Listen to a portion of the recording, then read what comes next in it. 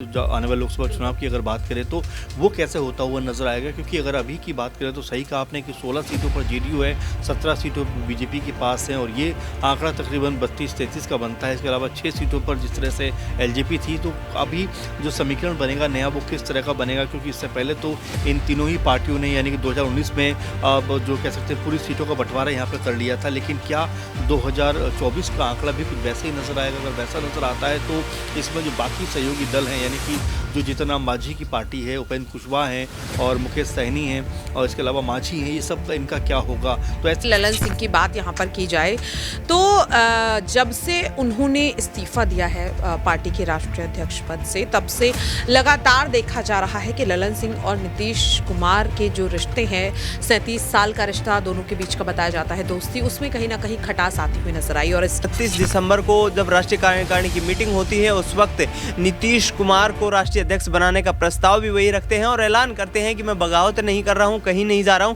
लेकिन अब जिम्मेदारियां जो है नीतीश कुमार शायद ज़्यादा बेहतर तरीके से निभा सकते हैं। ऐसे में मैं इस पद से इस्तीफा दे रहा हूं। लेकिन यहाँ पर ललन सिंह के लिए झटका ये रहा है, यहाँ पर प्रांसी की सरकार का गठन हो गया है। सम्राट चौधरी जैसे जो विपक्ष में बैठे जो नेता हैं उनको डिप्टी सीएम बना दिया गया है, लेकिन ललन सिंह को कैबिनेट में भी जगह मिलती नजर नहीं आ रही है। तो ये उनके लिए बड़ा झटका है, क्योंकि ललन सिंह का कद काफ़ी बड़ा है, लगातार सक्रिय राजनीति में काफ़ी वक्त से नज़र आ रहे हैं और एक तरीके से अपनी जो सियासी हैसियत है वो भी काफ़ी अच्छी उन्होंने बनाई हुई है। लेकिन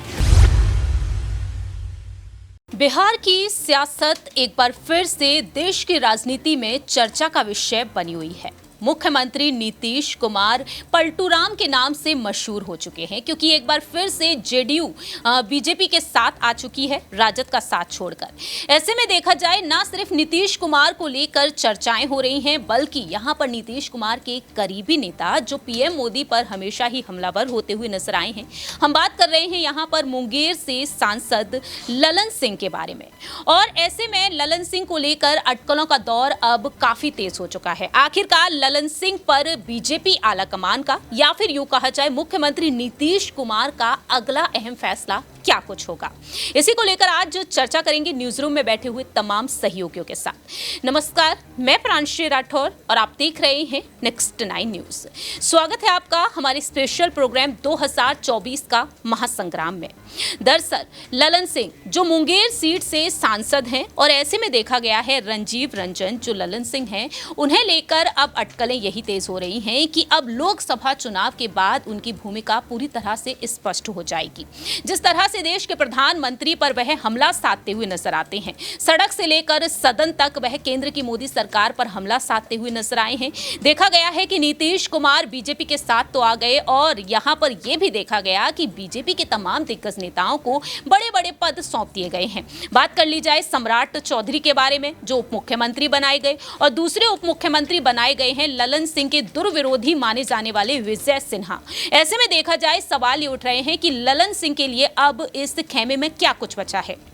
क्या लोकसभा चुनाव में उन्हें कोई बड़ी जिम्मेदारी मिलेगी, या फिर यूं कहा जाए कि जेडीयू के अध्यक्ष पद पर एक बार फिर से उनकी वापसी नजर आएगी, क्योंकि देखा गया कि जिस तरह से राजद और जेडीयू का गठबंधन हुआ उस दौरान उनसे ये अध्यक्ष पद छीन लिया गया। नीतीश कुमार इस अध्यक्ष पद पर आ गए, इस पार्टी की कमान संभालते हुए नजर आए। लेकिन अब नीतीश कुमार बीजेपी की साइड आ चुके हैं और बीजेपी यहां पर अपने दिग्गज नेताओं को आगे कर रही है। दावे तो ये तक किए जा रहे हैं कि जो अवध बिहारी चौधरी हैं, जो विधानसभा स्पीकर हैं, उनके खिलाफ अब प्रस्ताव लाया जा रहा है और ऐसे में उन्हें हटाकर बीजेपी के दिग्गज नेताओं के नाम सामने आ रहे हैं, जैसे कि नंद किशोर का नाम सामने आ चुका है। तो बीजेपी के ही नेता विधानसभा अध्यक्ष बनते हुए नजर आएंगे।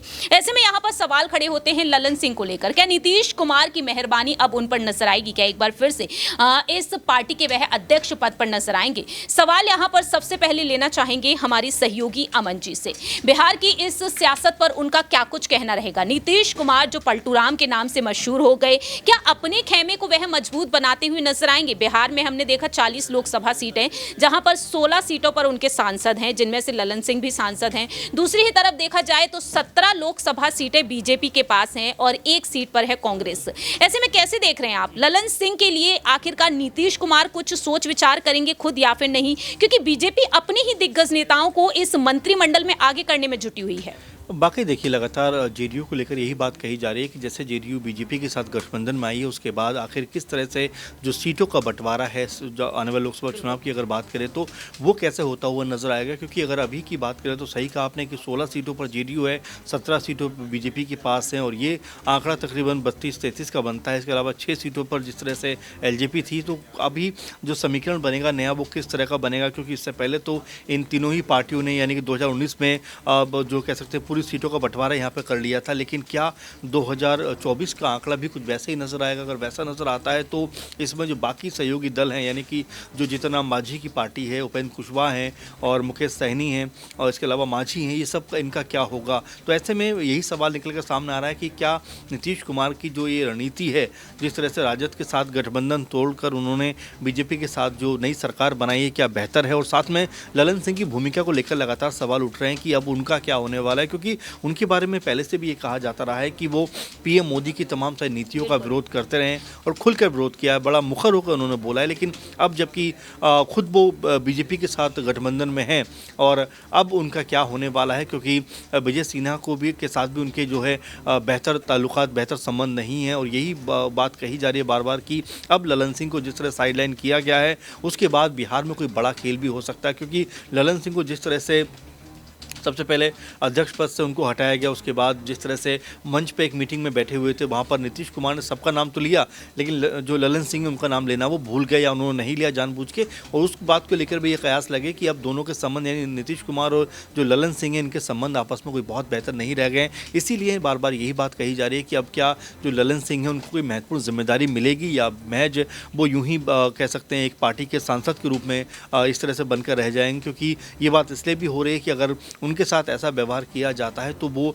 कई सारे विधायक तोड़कर जो है वो आरजेडी के साथ जा सकते हैं और जो फ्लोर टेस्ट होगा उसमें एक बड़ी भूमिका निभाते हुए नजर आ सकते हैं, जिसमें जेडीयू बीजेपी गठबंधन को जो है हार का भी सामना करना पड़ सकता है। इसीलिए जो ललन सिंह की भूमिका लगातार अहम होती जा रही है। देखिए, जिस तरह से ललन सिंह महज इस खेमे में एक संसदीय नेता बनकर ही नजर आ रहे हैं, इसके अलावा यहाँ पर ललन सिंह की महत्वता नजर ही नहीं आ रही है।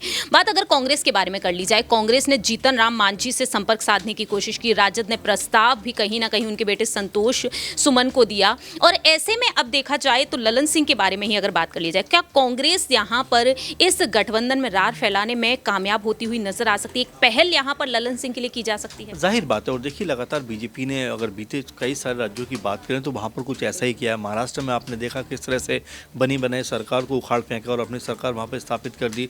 मध्य प्रदेश में भी आपने कुछ ऐसे ही देखा कि अच्छी खासी कांग्रेस सरकार थी, उसको तोड़कर बीजेपी की सरकार 2020 में उन्होंने वहाँ बना दी। इसके अलावा हम देखें गोवा में कुछ ऐसे ही होता हुआ नजर आया, कर्नाटक में भी कुछ ऐसे ही होता हुआ नजर आया। तो ये बीजेपी की लगातार परंपरा बनती जा रही है कि जो सरकार अच्छी भली चल रही होंगी उसमें कहीं ना कहीं वो कह सकते हैं कि एक तरीके से जो ईडी के जरिए लगातार जो आरोप लगे हैं कि उनके जरिए दबाव बनाकर वहाँ पर अपनी सरकारें बना लेते हैं। क्योंकि आपने देखा कि जिस तरह से सरकार ख़त्म होती है उसके तुरंत अगले दिन ईडी पहुँच जाती है, पूछताछ करती है लालू यादव से। और इसको लेकर भी लगातार खबरें आ रही हैं कि 10 से 15 साल पुराना मामला है, आखिर आज क्यों ईडी को याद आ गई। तो ये सब बातें जो सामने आती हैं तो उसके बाद यही कहा जाता है कि क्या जो सत्ताधारी पार्टी है वो ईडी और सीबीआई का इस्तेमाल विपक्षी नेताओं को डराने के लिए कर रही है, क्या उनको कह सकते हैं कि उनकी राजनीति को ख़त्म करने के लिए कर रही है। तो ये बहुत सारी वजह हैं जहाँ पर जो विपक्षी दल हैं वो लगातार आरोप लगा रहे हैं। लेकिन अब क्या बिहार की राजनीति में कोई बड़ा बदलाव आ सकता है? क्या ललन सिंह कोई बड़ा खेल कर सकते हैं? इसके ऊपर सबकी नज़रें टिकी हुई, क्योंकि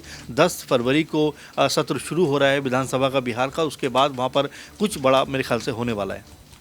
वाकई में अब यही देखने वाली बात होगी कि बीजेपी आलाकमान की रणनीतियों से कहीं ना कहीं वाकिफ हुए थे नीतीश कुमार और तब वह राजद के साथ आए और इंडिया गठबंधन बनाए जाने की पहल भी उन्हीं की तरफ से की गई। लेकिन अब यहां पर नीतीश कुमार क्या एक बेहद बड़ा बदलाव करने की कोशिश करेंगे? बीजेपी आलाकमान पर क्या उनके फैसले ही भारी पड़ते हुए नजर आ सकते हैं इस बार आने वाले समय में? अगला सवाल यहां पर प्रज्ञा से लेना चाहेंगे कि आखिरकार वह इस पर क्या कुछ कहना चाहेंगी। ललन सिंह को लेकर जिस तरीके से अटकलें तेज हो रही हैं और अब यहां पर नीतीश कुमार ने जिस तरह से उनसे अध्यक्ष पद लिया था और अब देखा जाए तो आने वाले समय में क्या यहां पर नीतीश कुमार ललन सिंह पर कोई बड़ी मेहरबानी दिखाते हुए नजर आ सकते हैं? लोकसभा चुनाव लड़ना ललन सिंह के लिए अब आसान माना जा सकता है? देखिए अगर ललन सिंह की बात यहाँ पर की जाए तो जब से उन्होंने इस्तीफ़ा दिया है पार्टी के राष्ट्रीय अध्यक्ष पद से, तब से लगातार देखा जा रहा है कि ललन सिंह और नीतीश कुमार के जो रिश्ते हैं, 37 साल का रिश्ता दोनों के बीच का बताया जाता है दोस्ती, उसमें कहीं ना कहीं खटास आती हुई नजर आई। और इसकी वजह तेजस्वी यादव को लेकर के बताया जा रहा है कि ललन सिंह ने ये कहा था खुले तौर पर कि नीतीश कुमार से कि तेजस्वी को मुख्यमंत्री बनाया जाए, लेकिन नहीं बनाया गया। नीतीश ने साफ मना कर दिया कि लोकसभा चुनाव तक वही मुख्यमंत्री रहेंगे। और इस बात को लेकर काफी यहां पर बहस भी हुई दोनों के बीच। और उसके बाद देखा गया कि खुले तौर पर तो कुछ नहीं कहा ललन सिंह ने, लेकिन उन्होंने पार्टी के राष्ट्रीय अध्यक्ष पद से इस्तीफा जरूर दे दिया।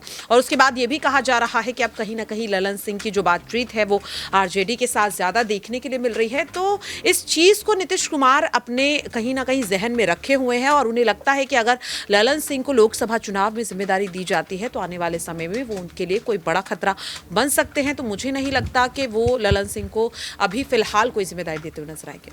देखिए, फिलहाल जिस तरह से ललन सिंह को लेकर जो कयास तेज हो चुके हैं, क्या वाकई में ललन सिंह अपनी बात को बखूबी रखते हुए नजर आएंगे आने वाले समय में या फिर नहीं? अगला और आखिरी सवाल यहाँ पर दिनेश से लेना चाहेंगे कि आखिरकार ललन सिंह को लेकर उनका क्या कुछ कहना रहेगा। आखिरकार ललन सिंह की भी क्या अब खुलकर वो बड़ी मांगे यहाँ पर नजर आ सकती हैं कि पार्टी के आलाकमान से वह जाकर खुद ही कहें, और दूसरी ही तरफ बीजेपी आलाकमान पर जिस तरीके से वह हमलावर होते हुए नजर आए हैं, क्या उस चीज को छोड़कर ललन सिंह अब यहाँ पर एक समर्थन देते हुए नजर आ सकते हैं या फिर नहीं? देखिए, नीतीश कुमार के बाद ललन सिंह वो नेता थे जो जेडीयू में सबसे मजबूत नेता के तौर पर जाने जाते रहे हैं और लगातार जो है काफ़ी वक्त तक उन्होंने जेडीयू राष्ट्रीय अध्यक्ष पद के जो जिम्मेदारी है उसको भी संभाले रखा। बिहार में उनकी जो तमाम जितनी भी सरकारें बनी हैं वहाँ पर ललन सिंह का खास महत्व रहा है। लालू प्रसाद यादव के साथ उनकी जो है नज़दीकियाँ ज़रूर बताई जाती हैं, लेकिन अभी तक नीतीश कुमार का साथ वो बखूबी निभाते नज़र आए हैं। 29 दिसंबर को जब राष्ट्रीय कार्यकारिणी की मीटिंग होती है उस वक्त नीतीश कुमार को राष्ट्रीय अध्यक्ष बनाने का प्रस्ताव भी वही रखते हैं और ऐलान करते हैं कि मैं बगावत नहीं कर रहा हूं, कहीं नहीं जा रहा हूं, लेकिन अब जिम्मेदारियां जो है नीतीश कुमार शायद ज़्यादा बेहतर तरीके से निभा सकते हैं। ऐसे में मैं इस पद से इस्तीफा दे रहा हूं। लेकिन यहाँ पर ललन सिंह के लिए झटका ये रहा है यहाँ पर प्रांसी की सरकार का गठन हो गया है। सम्राट चौधरी जैसे जो विपक्ष में बैठे जो नेता हैं उनको डिप्टी सीएम बना दिया गया है, लेकिन ललन सिंह को कैबिनेट में भी जगह मिलती नजर नहीं आ रही है। तो ये उनके लिए बड़ा झटका है क्योंकि ललन सिंह का कद काफ़ी बड़ा है, लगातार सक्रिय राजनीति में काफ़ी वक्त से नज़र आ रहे हैं और एक तरीके से अपनी जो सियासी हैसियत है वो भी काफ़ी अच्छी उन्होंने बनाई हुई है। लेकिन जो यहाँ पर फैसले किए गए हैं उनसे ललन सिंह को निश्चित तौर पर आघात पहुँचा होगा और हो सकता है कि आगामी वक्त में जिस तरीके से तमाम कयास लगाए जा रहे हैं उसके आधार पर बगावती सुर अपना कर कहीं ना कहीं तेजस्वी यादव के साथ सरकार भी बना सकते हैं। वाकई में अब आने वाले समय में यही देखना होगा कि ललन सिंह अगर वाकई में यहाँ पर नाराजगी जाहिर किए तो कितना भारी नुकसान नीतीश कुमार को हो सकता है, ये आप बखूबी समझ ही सकते हैं। 40 लोकसभा सीटें हैं बिहार में, अब यही देखना होगा इन 40 लोकसभा सीटों पर अपने वर्चस्व को कायम रखने के लिए जेडीयू किस तरीके से चाल चलती हुई नजर आएगी। आखिरकार ललन सिंह की यहाँ पर एक अहम भूमिका देखने को मिलेगी। जो हैसियत उनकी अब नजर आ रही है कि सिर्फ और सिर्फ वह सांसद हैं, क्या यहाँ पर अब एक बार फिर से उनके वर्चस्व को जो कद है उनका पार्टी में वो यहाँ पर देखने को मिलेगा आने वाले समय में या फिर नहीं? अध्यक्ष पद पर क्या एक बार फिर से ललन सिंह आते हुए नजर आएंगे या नहीं, ये नीतीश कुमार पर ही निर्भर करता है। फिलहाल इस खास प्रोग्राम में इतना ही। बाकी की तमाम अपडेट्स के लिए आप देखते रहिए नेक्स्ट 9 न्यूज।